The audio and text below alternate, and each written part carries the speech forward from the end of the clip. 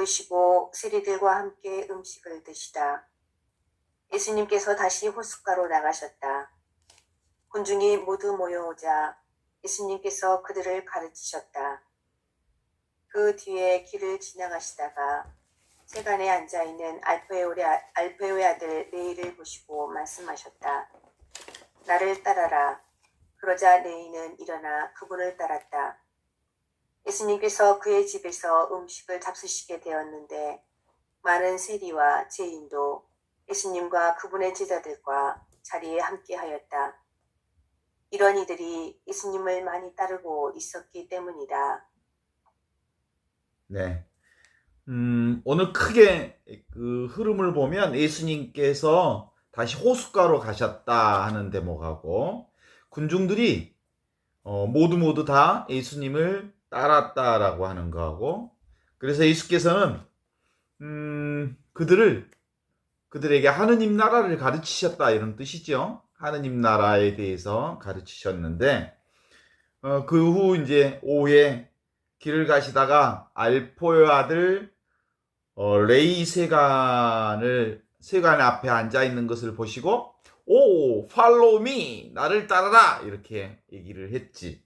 그랬더니 레이가 일어나서 예수를 따라 나섰다 이런 방식으로 지금 얘기를 하고 있는데 첫 번째 질문은 그렇게 한번 시작을 해보고 싶은 게 예수님께서 호숫가에 가셨다라고 하는 건데 호숫가라고 하는 게 뭘까? 호숫가라고 하는 것이 어떤 곳인가? 라고 하는 질문을 한번 던져보면서 얘기를 풀어가 보고 싶어요. 호숫가는 사실은 온갖 사람들이 자연스럽게 만날 수 있는 열린 공간으로서 이 호숫가를 얘기하는 거죠. 호숫가에는 문이 없어요. 특별히 온 사방팔방 다 열린 공간이 있죠. 문이 없어요.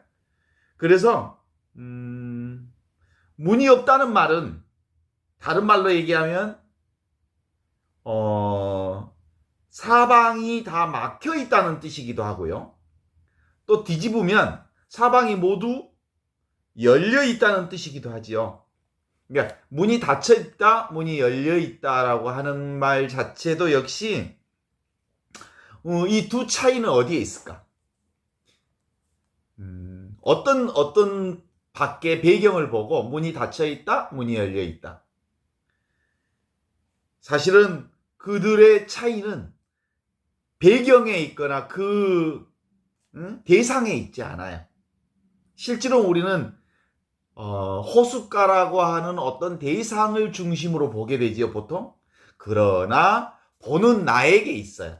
호숫가를 보는 내가 열린 마음이면 호숫가가 열려 있는 거고요. 보는 내가 닫힌 마음이면 아무리 열린 세상도 닫혀 있는 길. 그죠? 결국은 문이 닫혀 있으면 마음의 문이 닫혀 있으면 문이 없다는 말이 되고 그 사방으로 막혀 있다는 뜻이 되고 마음의 문이 열려 있으면 같은 말도 사방으로 다 열려 있다는 뜻이 된다라고 하는 부분을 가지고 오늘 얘기를 하고 싶은 거죠.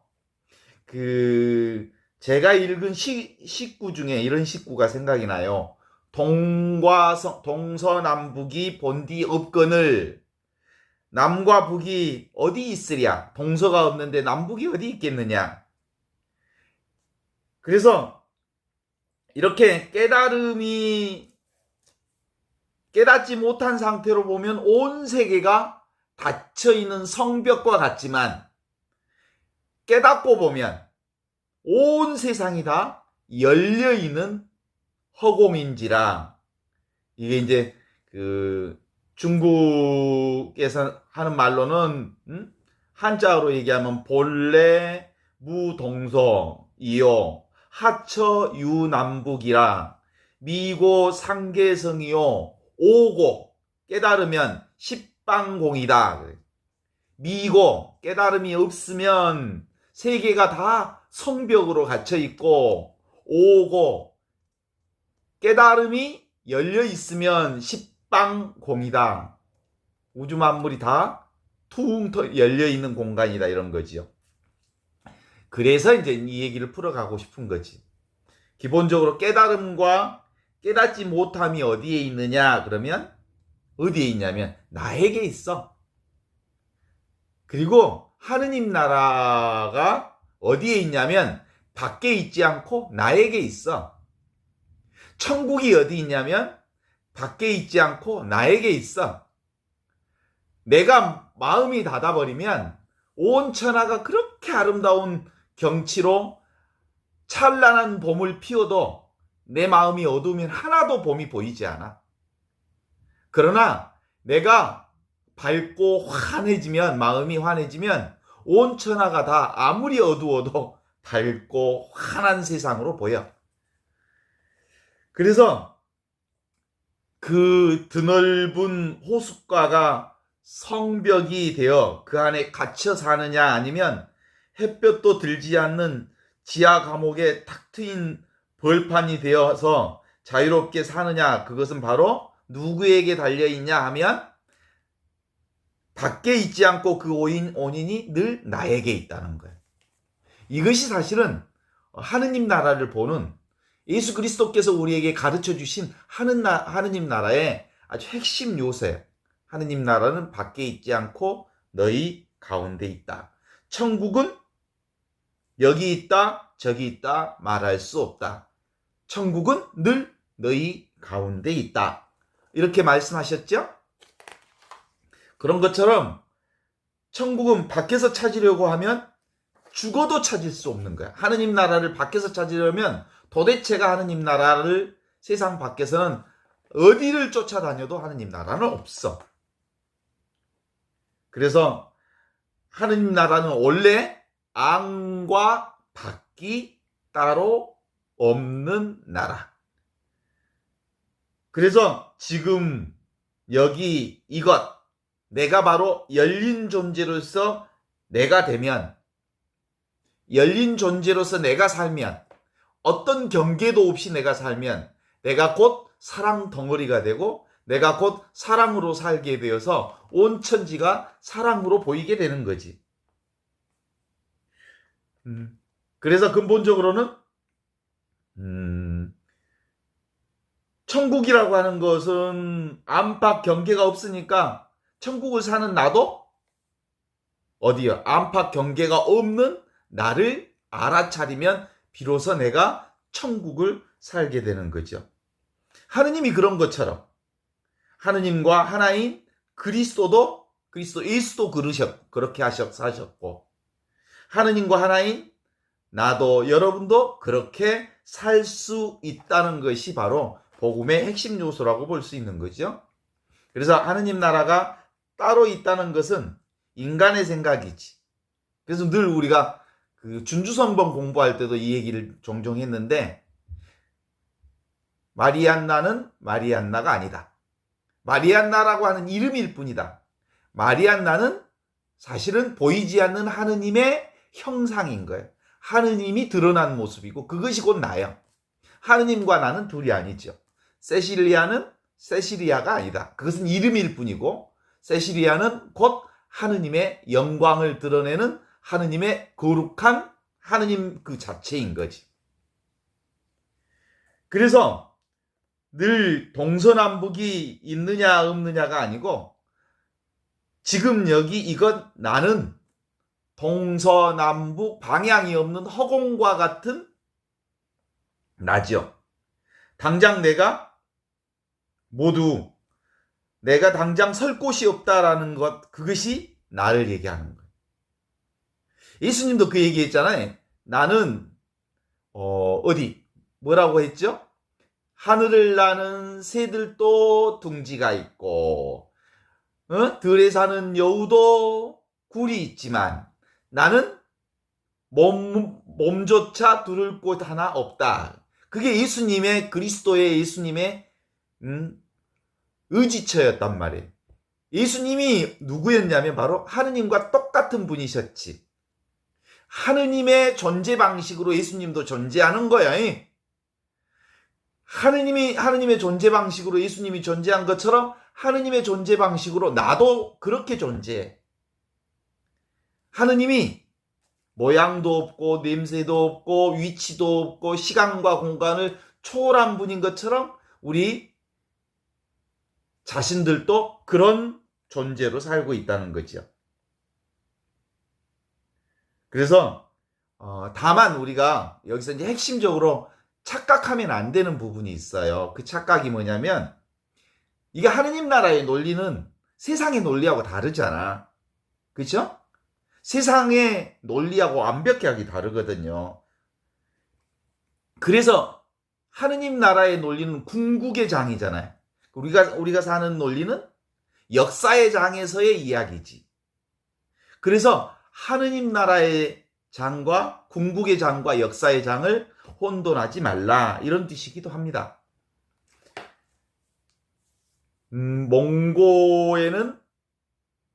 몽고의 말이 있죠. 몽고 말을 쓰죠. 몽고 사람들은. 중국 사람들은 중국말 쓰고, 일본 사람들은 일본말 쓰고, 한국 사람들은 한국말 쓰죠.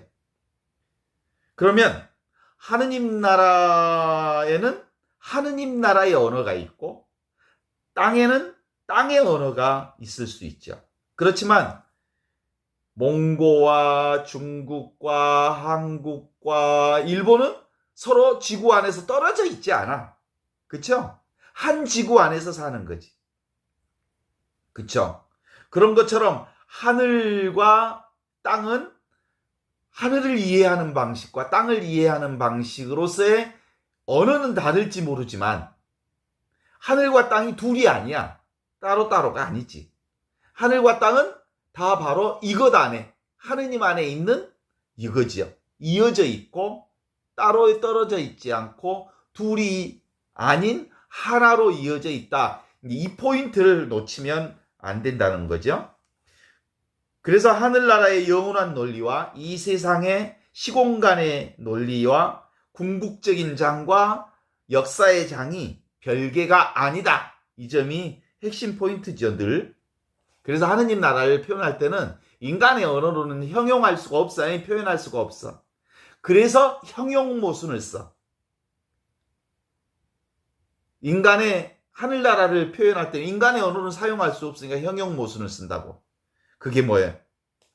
없는 듯 있다. 서로 반대의 얘기잖아. 하느님 나라는 없어. 근데 있어. 이거 하느님 나라는 인간의 언어를 가지고 쓸 수가 없기 때문에 모순된 언어를 동시에 붙잡아서 그것을 포함해서 쓰는 거야. 이건 그래서 이게 바로 하느님 나라를 표현하는 방식이죠. 없는 것과 있는 것을 모두 포함하는 하느님 나라이기 때문이지요. 그러니까 이 형용모순으로 하느님 나라를 표현하면 뭐라고 그랬죠? 소리 없는 소리, 그 자체가 하느님 나라이고 나다. 그죠? 맛 없는 맛이 맛 자체인 거예요. 맛 자체로서 그것이 나요. 나라고 하는 게 맛없는 맛으로 맛 자체이기 때문에 온갖 맛을 보고 살잖아. 그죠? 느낌 없는 느낌으로서의 느낌 그 자체이기 때문에 내가 온갖 느낌을, 세상의 온갖 느낌을 다 느끼면서 사는 거야. 그리고 촉감 없는 촉감이기 때문에 우리는 모든 것을 다 만질 수 있고 만져볼 수 있는 거예요. 그 촉감을 느낄 수 있는 게 촉감 자체이기 때문에 그런 거예요. 자, 지금 우리가 이 말을 하면서 왜 우리가 하느님 나라의 언어를 쓸 때 형용모순으로서의 이 말을 쓰는지, 이제 인간의 언어는 표현할 수 없기 때문에 그 언어를 쓴다는 거예요. 낮과 밤이 둘이 아니죠. 그런데 낮과 밤은 하나도 아니에요. 낮과 밤은 둘도 아니면서 하나도 아니에요. 이 말은 다시 표현하면 낮과 밤은 둘이면서 하나인 거예요. 이게 바로 하느님 나라의 표현 방식이요. 왜냐하면 인간의 언어로는 도대체 표현할 수 없기 때문에 이 양극단을 다 포괄하는 언어를 쓰는 거지. 둘이면서 하나이고 하나이면서 둘이고 이렇게 하는 거죠. 서로 반대되는 말을 한 입으로 함께 하지 않으면 안 되는 것이 사람의 언어가 지닌 한계이기 때문인 거죠. 인간의 언어, 말이라고 하는 한계를 넘을 수 있을까? 그러면 한계를 넘을 수 있습니다. 성경에 그렇게 표현되어 있죠. 고요히 있으라. 멈추어라. 그러면 너희가 신인 줄 알리라. 하느님인 줄 알리라. 그런 거죠. 멈춤의 경지에 들어설 때, 침묵의 경지에 들어설 때, 아무것도 하지 않을 때, 인간의 행위를 멈출 때, 인간의 생각을 멈출 때, 인간의 이해 방식을 내려놓을 때, 그때 비로소 지금 여기 이 순간 하느님이 온통 모두를 차지하고 있다는 사실을 알게 되는 거예요. 이 순간이야말로 하느님의 영원한 순간인 거예요. 하느님과 함께하는 시간인 거예요. 하느님이 함께하지 않는 순간이 없다는 사실을 발견하는 거죠. 그 하느님이 함께하지 않는 순간이 없다는 것을 발견하는 것은 곧 내가 한순간도 내가 없어지는 순간이란 도대체가 없다는 것을 발견하는 거죠. 나 없이 세상 없고, 나 없이 내 몸 없고, 나 없이 세상이란 도대체가 있을 수 없다는 거예요. 오직 이것, 나만 있다는 거예요. 이 오직 있다고 하는 이 나는 하느님으로 있는 거예요. 하느님의 속성과 같은 거예요. 이것을 알려면 늘 우리가 삼위일체 신비를 근본적으로 고백하는 신앙이 우리 안에 분명해야 되는 거예요. 삼위일체 신앙은 뭐예요? 보이지 않는 하느님이 보이는 세상에 오신 거예요. 보이지 않는 하느님이 보이는 세상에 온전히 하나로 결합되어 있다는 사실을, 오직 하나이다는 사실을 성령을 통해서 우리에게 알려주신 거예요. 이게 바로 삼위일체 신앙이에요. 그것은 첫 번째로는 예수님을 통해서 가르쳐 주신 거예요. 예수님은 하느님의 아들이거든. 하느님이 하느님의 아들이 되셨어. 성부가 성자가 되셨어. 무엇이 그렇게 알려주셨어? 성령이 알려주셨어. 그래서 성부와 성자와 성령은 사랑으로 하나 된 삼위일체의 신비인 거예요. 그 삼위일체 신비가 곧 하느님 나라를 표현하고 있는 거죠. 그렇죠?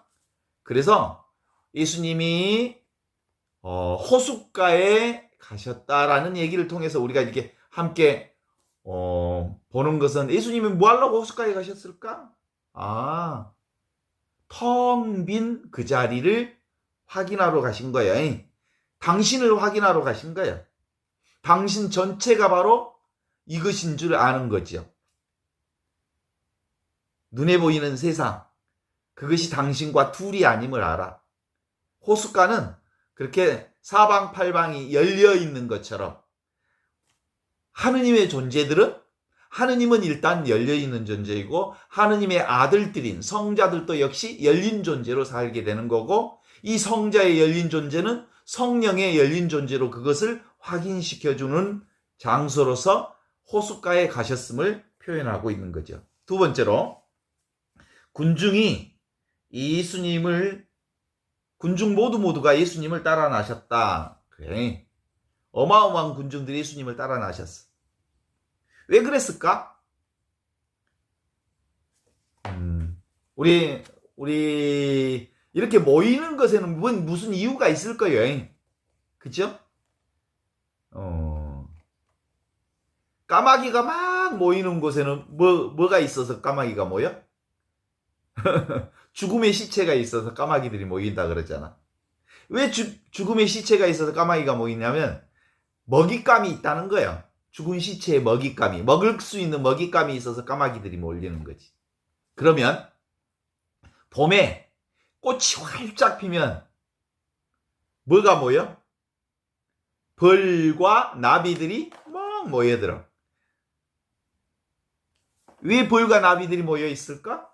거기에 꿀이 있어서 그래. 먹을 꿀이, 맛있는 꿀이 있어서 모여드는 것처럼, 그렇다면 예수님을 따라 나서는 군중들이 많았다. 많은 군중들이 예수를 모두 따라 나섰다. 그러면 뭔가 이유가 있었을 거야. 무슨 이유일까? 뭐 하려고 예수님을 따라 나섰을까? 주는 것이 있었으니까 따라 나셨겠다. 예수님이 뭔가 주신 게 있었겠지. 그러면 그 예수님이 주시고자 했던 그게 뭘까? 그게 바로 사실상 하느님 나라인 것. 하느님 나라. 보이지 않는 하느님 나라. 텅 비어 있으면서 모든 것을 다 드러내는 하느님 나라의 신비를 가르쳐 주셨기 때문에 그 하느님 나라의 신비를 들으려고 사람들에게 왔어. 그 하느님 나라의 신비를 우리 인간의 언어로는 뭐라고 표현하냐면 하느님 나라의 신비가 곧 사랑이에요. 사랑. 예수님께서 사람들에게 이 하느님 나라의 신비인 사랑을 밝혀 주셨기 때문에 그 사랑을 따라 사람들이 모여 들었다고 볼 수 있죠. 사랑이 뭘까요? 사랑이 이거예요. 지금 바로 이것. 텅 비어 있지만 충만한 이것. 모든 것의 모든 것. 그것이 사랑이지요. 우리 인간은 사랑 없이 살 수 없고 사랑으로 사는 거죠. 사랑을 위해서 살고 사랑과 함께 살고 사랑 가운데 살고 사랑하면서 살고 사랑 안에서 사는 사람들. 그래서 우리가 사랑이 우리 삶의 아주 기본이죠.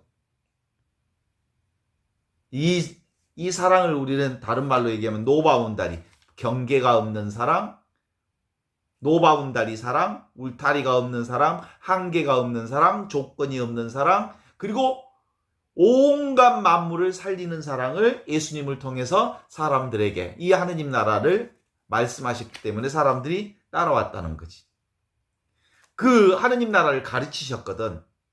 예수님이. 동의하시죠? 그래요. 이 하느님 나라의 가르침에 수많은 사람들이 따라와서 들었는데 그리고 난 다음에 이제 길을 가시다가 네이가 세관에 앉아 있는 것을 본 거죠. 세관에 앉아 있는 네이를 보고는 Follow me, 나를 따라오너라 그랬어. 그랬더니 레이가 일어나서 예수님을 따라 나섰다라고 표현하고 있죠. 레이는 예수님의 부르심을 알고 있었을까요? 예수님이 자신을 부를 거라고 하는 것을 직감적으로 알고 있었을 거예요. 예수님과 자신은 둘이 아닌 지금 여기 하나의 현존으로 살고 있다는 직감이 있었거든. 예수님 또한 레이가 내가 부르면 따라올 거라는 것을 미리 알고 있었지. 왜냐하면 레이와 예수님은 바로 이 하느님 안에 하나였기 때문에 알 수 있었던 거지. 자, 그러면 이런 걸 가리켜서 사자성어로 줄탁동시라고 그래. 줄탁동시 또는 시절인연이라고 그래. 줄탁동시란 무슨 뜻이냐면 알 속에 알을 품은 암탉이 알을 품었어. 그러면 한 20일째 넘어서면서 깨어날 때쯤 돼서 알 속에 있는 뿅아리가 엄마 저 밖에 세상에 나가고 싶어요 라는 표시를 부리로 밖을 향해 똑똑똑똑 신호를 보내. 그러면 그 신호와 동시에 어미닭이 그 지점을 탁 알아채리고 이제 나가는 그 시점에 큰 부리로 알을 톡 깨. 그러면 알이 툭 열리면서 병아리가 밖으로 나오는 것. 이걸 줄탁동시라고. 동시에 병아리의 부리와 어미의 부리가 마주쳐서 알이 깨어나온다는 거예요. 이게 바로 부활의 현상이지. 그러니까 우리가 세상의 열림, 깨달음의 열림은 언제 이루어지냐면 바로 내 안에 영적인 믿음이 일정 정도 성숙해져 있을 때를 누가 알아? 하느님이 알아. 성령께서 알고 그 지점을 탁 찍어주면 탁 열리는 체험을 한다는 거예요. 이게 바로 출탁동시야. 그러니까 레이가 세간에 앉아 있었어. 그런데 세간에 앉아 있었던 레이에게 있어서의 늘 어떤 의문이 있었겠지. 내가 이렇게 사는 건 아닌데, 이건 진짜로 사는 게 아닌데, 정말로 산다는 것은 무엇일까? 그리고 자기 안에서 영적인, 그리고 하느님 나라를, 진리를 추구하는 마음이 끊임없이 의문을 가지고 있었고 추구함이 있었어. 암사슴이 시냇물을 그리워하듯 내 마음 영혼이 시냇물을 애타게 그리워하는 그런 애타는 마음이 있었는데, 그 애타는 마음을 예수님이 알고 레이야 나를 따라오너라 follow me 하고 그 지점을 탁 찍어준 거야.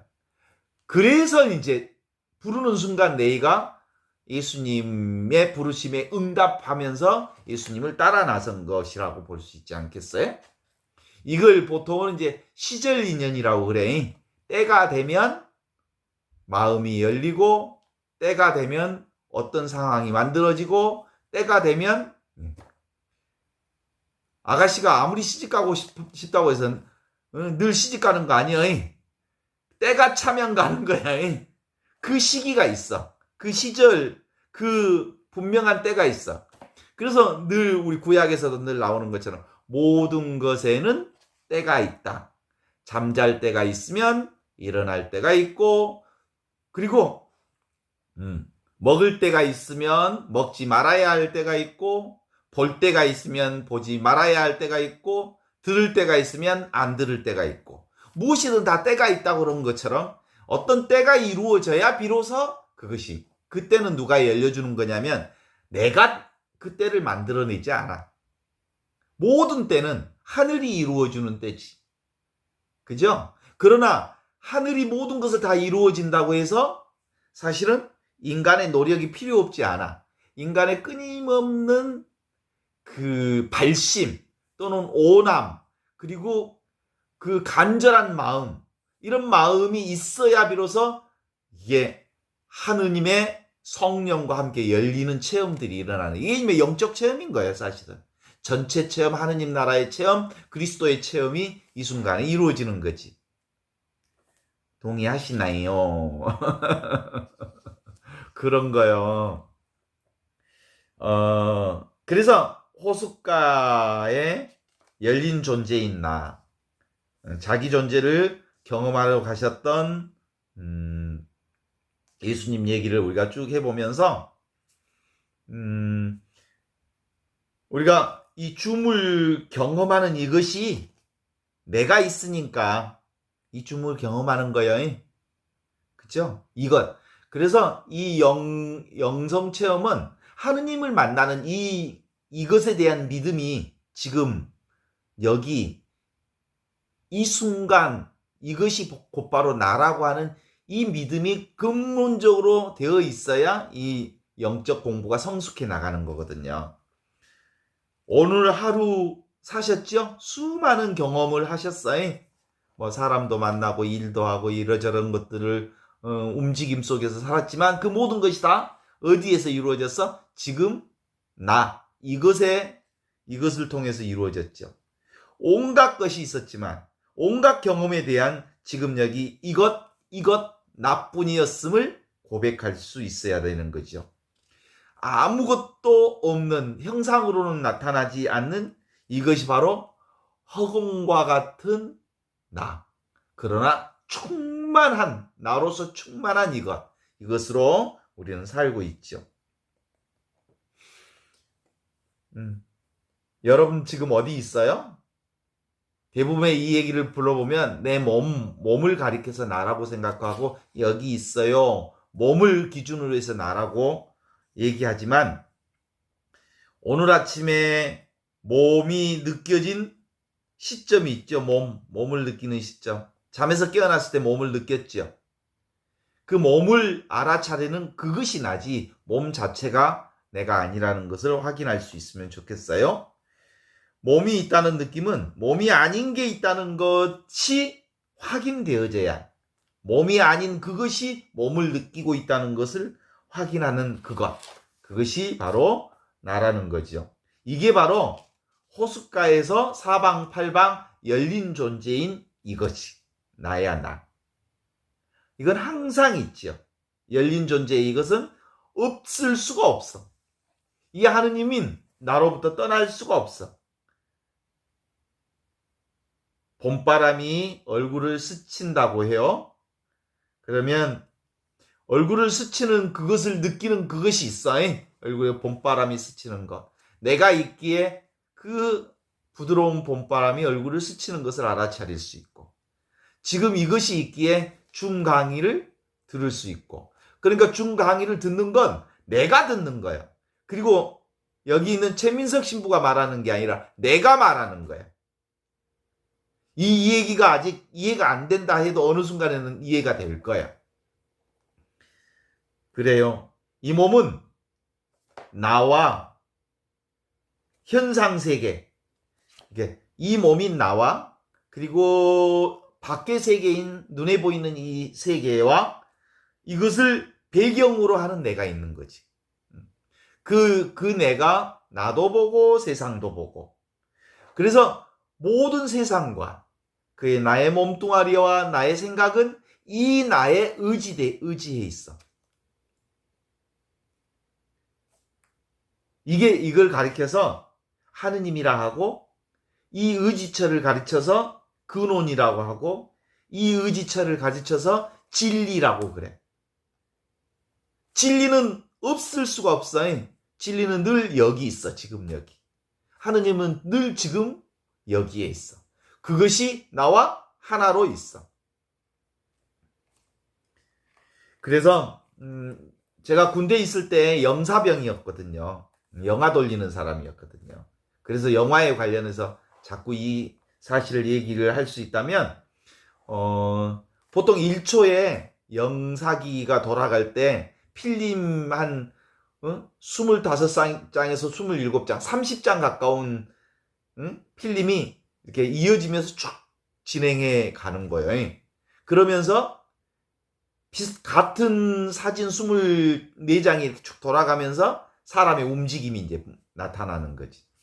이게 이제 영사기에 올리잖아요. 그런데 영사기가 딱 돌아가다가 중간에 필름이 딱 끊길 때가 있어. 보통 이제 그 필름이라고 하는 게 군대에 있을 때 필름이라는 게 낡은 필름들이 종종 있다가 한참 영화가 돌아가다가 필름이 딱 끊긴 것이 있죠. 여러분들 옛날 영화 볼 때 필름 끊기면 막 비가 오듯이 하얀 빛은 이렇게 스크린에 비치는데 그 영상이 사라지고 하얀 빛만 이렇게 비추는 거 있잖아요. 그래서 영화 자체는 우리가 보는 삶의 여러 가지 형체와 이야기거리이고, 나는 뭐냐면 이 빛으로서 등장하는 필름이 탁 끊겼을 때 그것이 나라는 거예요. 그 빛으로서의 내가 그걸 필름을 비추니까 필름이 현실적으로 나타나는 거지. 다시 상상을 해봐요. 필름이 돌아가. 뭐가 있어야 그 영상을 볼 수 있냐면 빛이 필름을 투과해야 영상을 볼 수 있는 거지. 그러니까 아무리 좋은 이야기거리가, 세상에 이야기거리 필름이 있어도 빛으로 그 필름을 투과하지 않으면 그 필름은 없는 거잖아요. 이 얘기가 형성이 안 되잖아요. 영화가 되지 않잖아요. 그래서 이 경험을 하는, 그게 언제 만들어지는 경험이냐면, 지금 한번 해봐요. 다음 무슨 생각을 해야 할지, 3초 후에 내가 무슨 생각을 해야 할지 한번 생각해봐요. 그러면 머리가 하얘지지요? 아무 생각이 안 나지요? 바로 그게 나의 지금 여기 허공으로서의 나예요. 그 필름 위에, 그 스크린 위에 나의 삶의 온갖 것이 다 돌아가고 있다고 하는 것으로 보면 되는 거지요. 그렇습니다. 그런 점에서 우리가 밤에 꾸는 꿈 같은 경우는 꿈에서 깨면 다 꿈이구나라는 것을 알지. 다 그 꿈이구나. 근데 실제로 우리가 살고 있는 현실도 낮에 꾸는 꿈과 같은 거라고 생각하면 돼. 우리가 사는 현실도 사실상 꿈이야. 꿈 깨면 없는 거예요, 실제로. 이 삶이란. 그런데 현실은 현실의 논리와 현실의 법칙, 세상 법칙대로 돌아가죠. 누가 나를 무시하면 화나고, 그리고 슬픈 일을 보면 슬프고, 기쁜 일을 보면 기쁘고, 배고프면 밥 먹고 싶고, 목마르면 물 마시고 싶어. 이게 현실인 것은 사실이지만 이것 또한 낮에 꾸는 꿈이다 라고 보면 돼. 영원하지 않잖아? 영원한 것이란 도대체가 없잖아? 다 사라지고 말잖아? 그래서 오직 있는 것은 뭔만 있냐면 빛으로서 나, 텅 비어있는 순수의식으로서의 나만 있다는 것을 아는 거죠. 끊임없이 경험의 세계가 동일한 바탕 위에 있기 때문에 늘 지금 여기 이대로 이것으로서 내가 통하는 거야. 그래서 이 상태는 늘 분별 망상음이 없는 상태인데 지금 여기 이대로 이것이 분명한가라고 하는 것, 이것만 우리가 확인되면 이 안에서 어떤 일이 있어도 그것에 끄달리지 않으면서 하느님 나라의 은총과 축복과 사랑을 살 수 있게 되는 것이죠. 그것을 오늘 복음을 통해서 우리가 좀 확인을 해보는 거죠. 그래서 오늘 예수님께서 레이에게 뭐라고 했어요? 나를 따라라 라고 하는 얘기가 있었죠.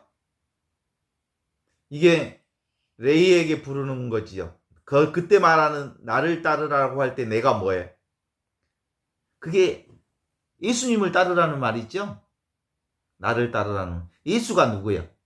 사랑이잖아. 사랑을 따르라는 말이에요. 예수가 곧 이거거든, 이것. 텅 빈 충만함, 그거거든. 무분별, 무경계의 세계인 예수를 따라라, 이런 뜻이. 이게 바로 하느님을 따라라라는 말이거든. 사랑을 따라라라는 말이고. 지금 여기 이대로 나를 살아라라는 말이거든. 그래서 나를 따라라 이 말은 내가 나로 살아라라는 뜻이에요. 내가 나답게 살아라라는 뜻이에요. 내가 나로서 살아라 이 말이에요. 백합이면 백합답게 살고, 장미면 장미답게 살고, 그리고 찔레꽃이면 찔레꽃답게 살아라. 있는 그대로, 지금 이대로, 이대로 그대로를 살아라. 이게 바로 나를 따라라라고 하는 하느님의 부르심인 거지. 그 부르심은 늘 온 세상 모든 존재에게 하는 부르심이죠. 나를 통해서 나 아닌 것을 경험할 수밖에 없는 거잖아요. 보통 이제 명상을 통해서 이제 그 하느님 만날 때 늘 하는 말이 뭐예요? 자, 온 몸과 마음을 이완하십시오 라는 말로부터 이렇게 출발하잖아요. 그 얘기는 나라고 하는 경계를 무경계 체제로 바꾸라는 거야. 아무런 노바운다리, 그리고 사방팔방 열린 존재로서 나를 열어놓으라, 이런 뜻이지. 그게 바로 하느님 나라를 경험할 수 있는 전제 조건이기 때문에 늘 그렇게 얘기를 하는 거잖아요. 그렇습니다. 우리 모두의 본성은 늘 하느님 나라의 청정함을 살 수 있는 거잖아요. 그런데 이제 우리의 이 에고라고 하는 것이 내가 따로 있다는 이 생각이 오라 사실은 서너 살 때는 거의 내가 따로 없어서 엄마하고 붙어 있는 줄 알죠. 그러니까 엄마 치맛자락만 졸졸졸졸 들어다니고, 엄마가 하는 말을 얼마나 아이들이 말을 잘 듣는지 몰라. 엄마하고 분리할 수가 없을 만큼 너무 친밀해.